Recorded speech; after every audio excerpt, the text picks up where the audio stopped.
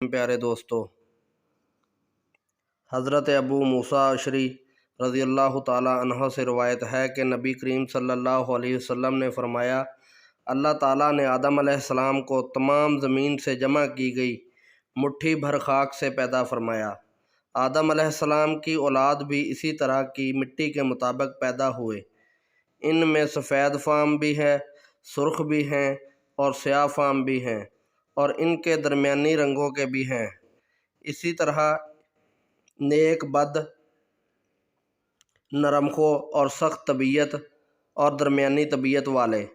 اللہ تعالیٰ نے آدم علیہ السلام کو اپنے ہاتھ سے پیدا فرمایا تاکہ ابلیس آپ علیہ السلام سے بڑائی کا دعویٰ نہ کرے، چنانچہ اس نے آپ کو انسانی صورت میں پیدا فرمایا۔ آپ علیہ السلام جمعہ کے دن، جس کی مقدار 40 سال تک تھی، مٹی کے بنے ہوئے ایک جسم کی صورت میں پڑے رہے۔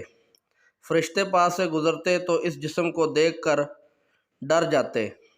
ابلیس سب سے زیادہ خوفزدہ ہوتا۔ وہ گزرتے وقت اسے ضرب لگاتا تو جسم سے اس طرح کی آواز آتی جس طرح مٹی کے بنے ہوئے برتن سے کوئی چیز ٹکرائے تو آواز آتی ہے۔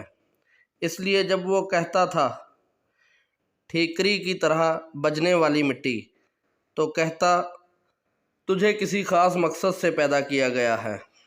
وہ اس خاکی بدن میں منہ کی طرف سے داخل ہوا اور دوسری طرف سے نکل گیا، اور اس نے فرشتوں سے کہا، اس سے مت ڈرو، تمہارا رب صمد ہے، لیکن یہ تو کھوکھلا ہے۔